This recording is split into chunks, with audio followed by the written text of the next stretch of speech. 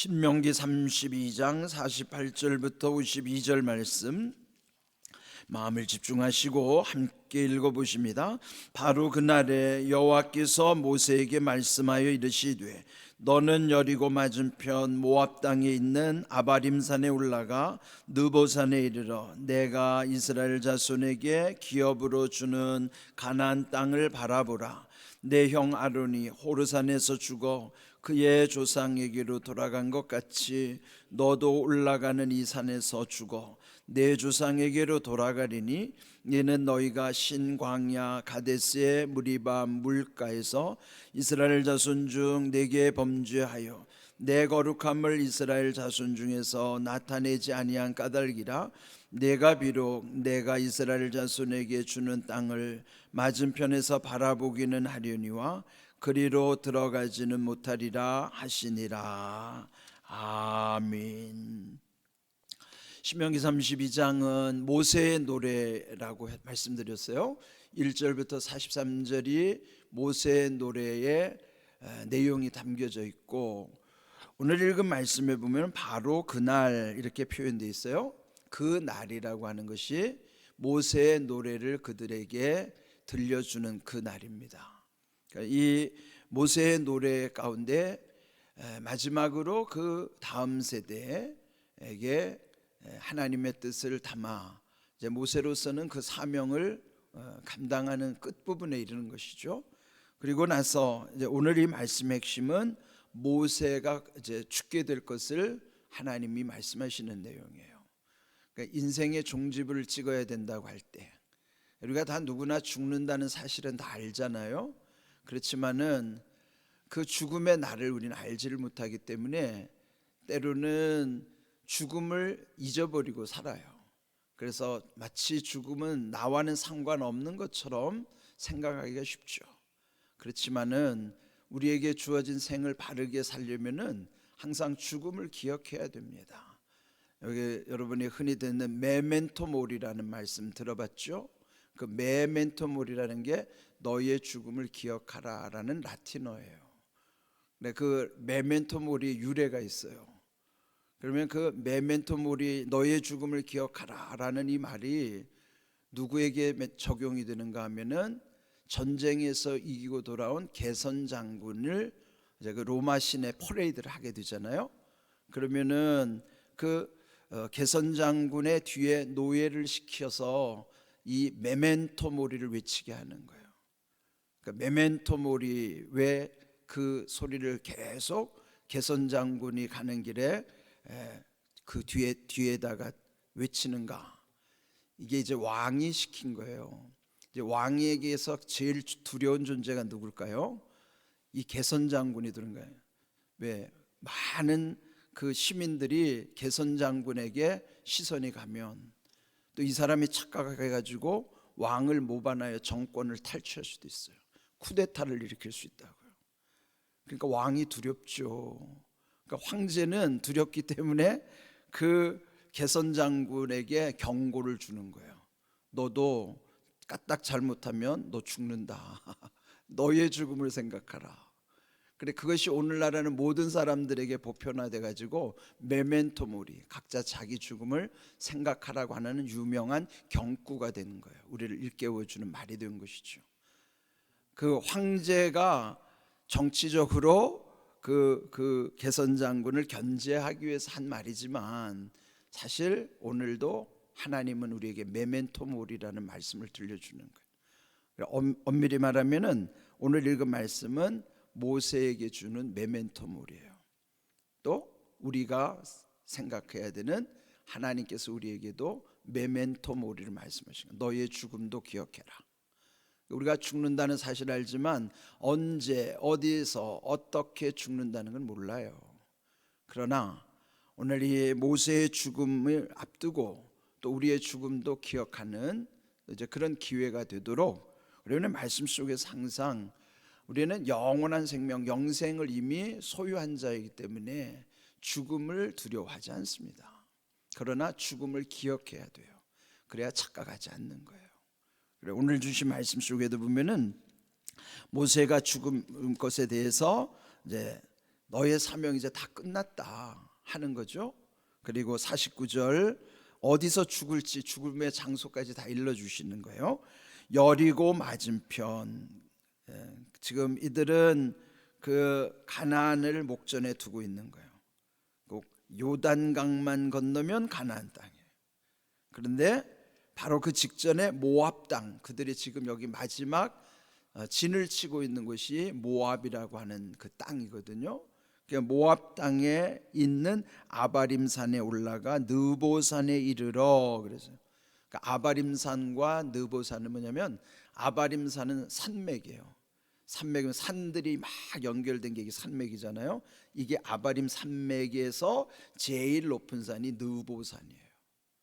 그거 이제 그렇게 이해하면 좋죠. 그러니까 아바림 산맥 가운데 제일 높은 산인 느보산에 올라가서 그 가나안을 바라보라는 거예요. 오늘 제목이 바라보라 하는 거예요. 그 뭐를 바라보냐면 가나안 땅을 바라보게 하시는 거예요. 이제 성지순례 가면요, 감동스러운 몇 곳이 있어요. 근데 그 중에 하나가 느보산에 올라가는 코스예요. 여러분들 이제 성지순례 다녀오신 분도 계시지만 아직 못 가신 분이면 계시면 성지순례는 적어도 한 2번 정도는 다녀오면 좋아요. 우기하고 건기가 완전히 다르거든요. 비 내릴 때 우기와 메마른 건기 때는 그 광야의 메마름과 우기의 푸른 초장을 다 동시에 경험하려면 우기 때 한번 갔다 오고 건기 때 한번 갔다 오면 좋아요.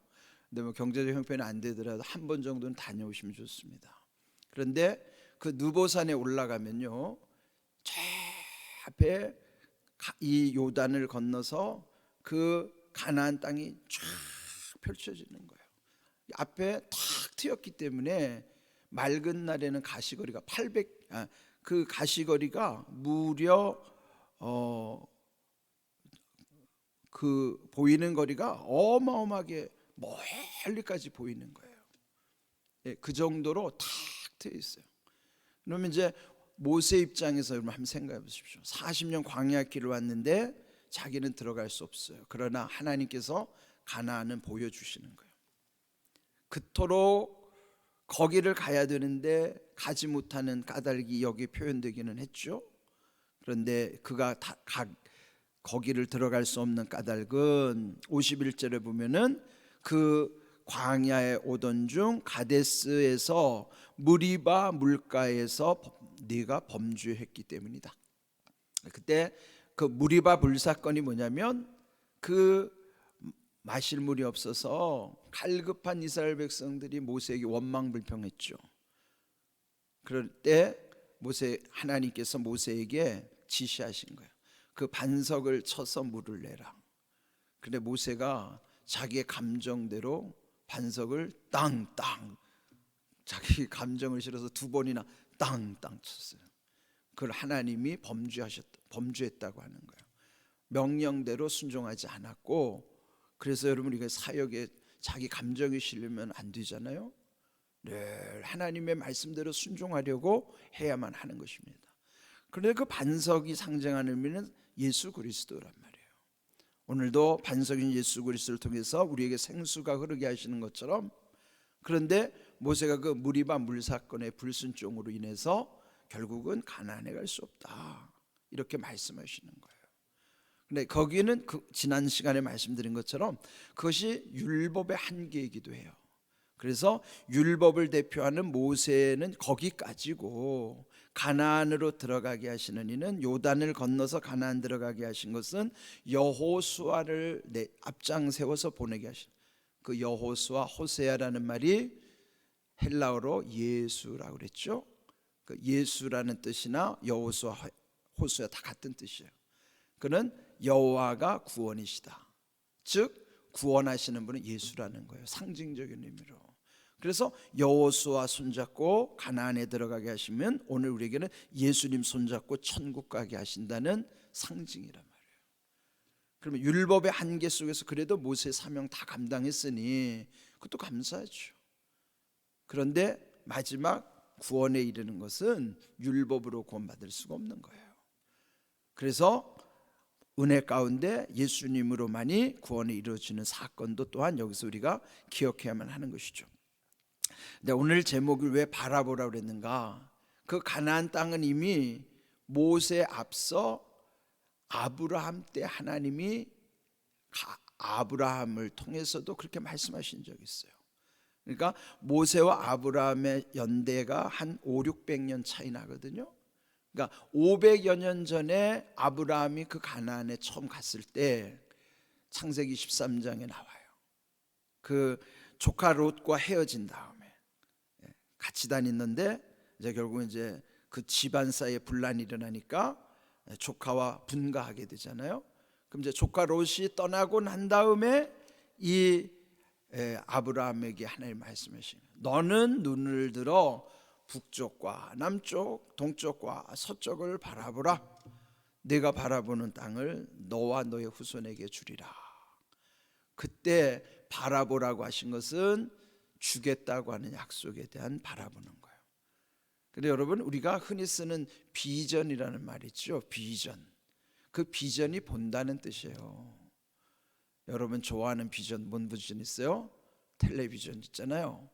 그 텔레비전이, 텔레라는 게 멀리라는 뜻이고 비전은 본다는 거예요. 멀리 두고 보는 게 텔레비전이거든요. 그 비전은 본다는 뜻이에요.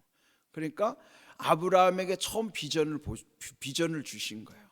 그러니까 비전을 보려면 어떻게 해야 돼요? 눈을 들어야 되는 거예요. 그러니까 눈을 들고 북쪽과 남쪽, 동쪽과 서쪽 그 바라보는 곳을 다 너와 너의 후손에게 줄 것이다. 그 비전이 중요한 거예요. 여러분 먼저 응답 얻으려면요, 말씀 속에서 바라봐야 돼요. 그런데 오늘 모세에게는 바라보라고 한 거는 그가 여기까지 온 것을 앞으로 거기에 그들이 들어가야 하는 곳에 대한 비전을 보여주신 다음에 모세의 120살 생애가 끝나게 하시는 거예요. 그것도 은혜죠. 그런데 히브리서 12장 2절에서 정말로 바라봐야 될 걸 말씀하시는 거예요. 그건 뭐냐면 믿음의 주요 또 온전하게 하시는 이인 예수를 바라보자. 누구 바라봐야 돼요? 예수님 바라봐야 돼요. 왜 예수님을 바라봐야 되는가? 예수님은 믿음의 주인이시기 때문에, 예수님은 온전하게 하시는 분이기 때문에, 즉 믿음으로 말미암아 온전함에 이르게 하실 수 있는 분은 오직 예수님밖에 없으신 거예요. 그래서 그 예수님을 바라보라고 말씀하시는 거예요. 아브라함에게도 모세에게도 바라보게 하신 그 비전은, 오늘 우리의 비전은 어디에 있는가? 예수님께 있는 거예요. 비전, 여러분 텔레비전 그거 대충 좋아하시고 진짜 좋아해야 될 비전은 예수 비전이에요. 예수 비전을 여러분이 가지셔야 된다고. 그 예수 비전이면 예수님을 바라보라는 게, 그걸 여러분이 좋아하는 텔레비전하고 빗대어 표현하면 그 비전이 예수 비전이란 말이에요. 정말 중요한 비전이 예수 비전이란 말이에요. 예수 비전이, 왜? 예수 바라봐야 되는 거예요. 그 예수 바라봐야 믿음의 주인이시고, 그러니까 그 믿음의 주인이 우리에게 믿음을 더하여 주시는 거예요. 그럴 때 온전하게 하시는 예수님, 그래서 그 믿음의 주인 온전하게 하시는 예수님 바라보도록 우리에게도 비전을 주시는 거란 말이에요. 비전은 예수님께 있는 거예요. 그러니까 맨날 비전에 뭐가 비전이 뭔지도 모르면서 비전하면 안 되잖아요. 비전이 뭐예요? 바라보는 게 비전. 뭘 바라보는 거야? 예수님 바라보는. 그 예수 비전이 그게. 그래서 우리가 예수님을 바라봐야, 우리가 예수님을 통해서 모든 게 거기서 지혜가 흘러들어와야 깨닫게 되죠. 예수 비전 가운데 능력을 입혀주셔야 감당할 수 있는 거예요.